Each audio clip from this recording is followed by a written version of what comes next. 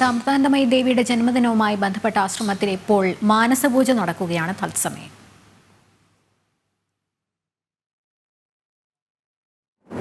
For instance, the coronavirus pandemic started in China, but soon spread to all parts of the world.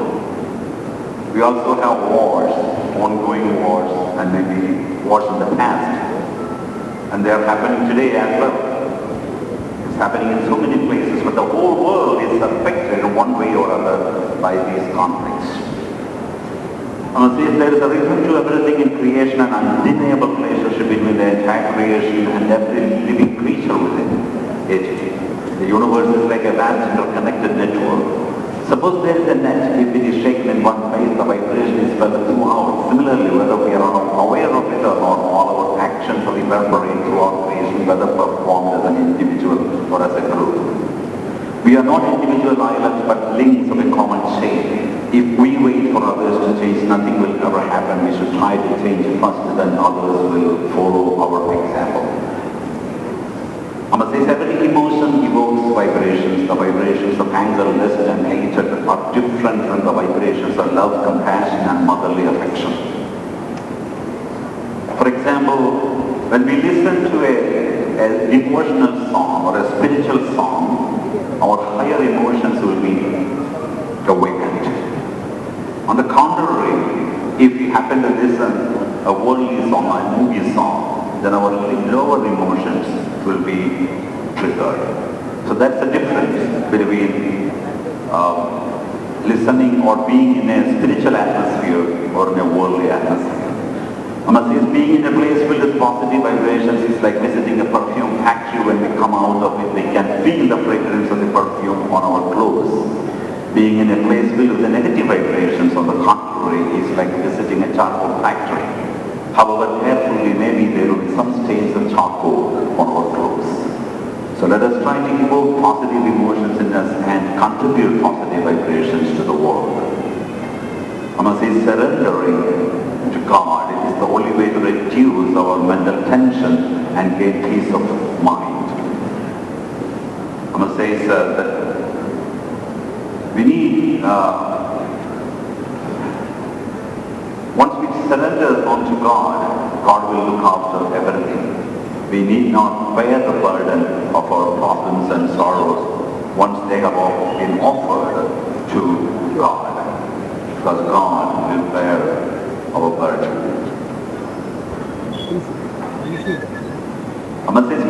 We may not be able to live without tension. It is something that is available in plenty and that too totally free of cost. So we just get as much as we can and add them to our life. Once a man was standing in a train with his suitcase on his head, crying loudly. Seeing him crying, another passenger asked, "What is wrong? Why are you crying?" The man replied, "This suitcase is too heavy, I cannot carry it." So the passenger replied, "Then just put it down." And the first man said, "How can I put it down? I only have a ticket for myself. I did not buy a ticket for my suitcase." The poor man in the story does not know that whether he puts the suitcase down or not, it is the train that actually carries the weight. In a like manner, instead of constantly bearing the burden of all our sufferings, like the man in the story, we should develop an attitude of surrender towards God, which is the best way to lessen all our suffering. In reality, just like any other decision, happiness is also a decision. It is a firm conviction or decision that anything come my way, I will be happy, I will be courageous, I am not alone. God is always with me.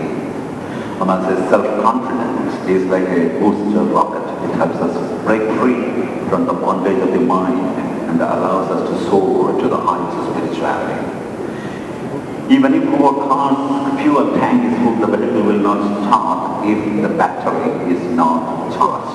Similarly, only if we have self-confidence can we move forward in life. In order to awaken our inner abilities, we need to develop self-confidence or faith in God or the Sadguru.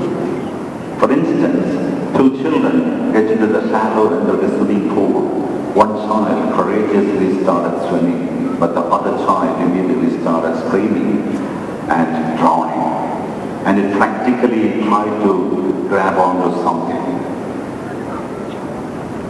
The other child's mother, who was watching the two children, pulled him out and dried him.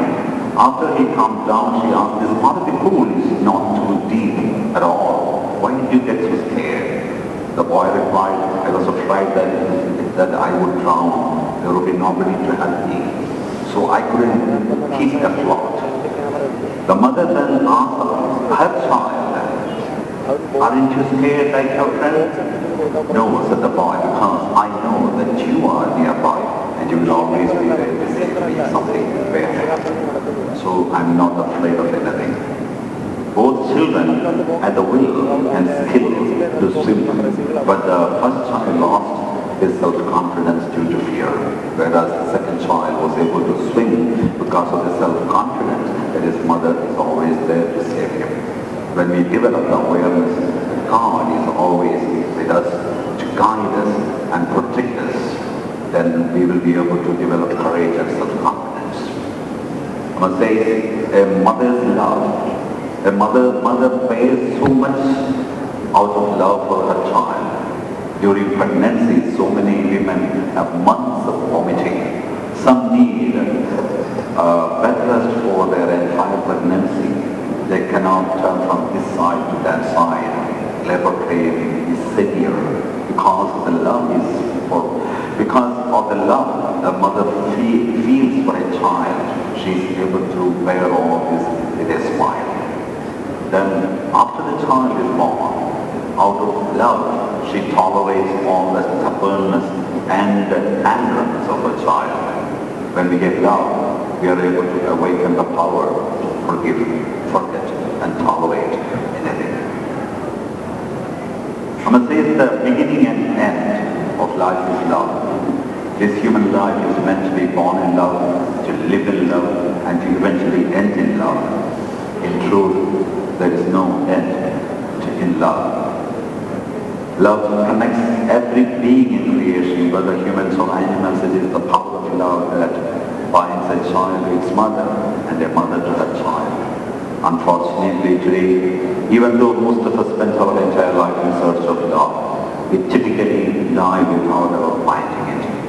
In reality, the feeling that is the closest to our true self is love. It is our true nature. By true nature, Amma means that which cannot be changed. It may be temporarily hidden from us, but it can never be destroyed. No one can ever destroy its effulgence.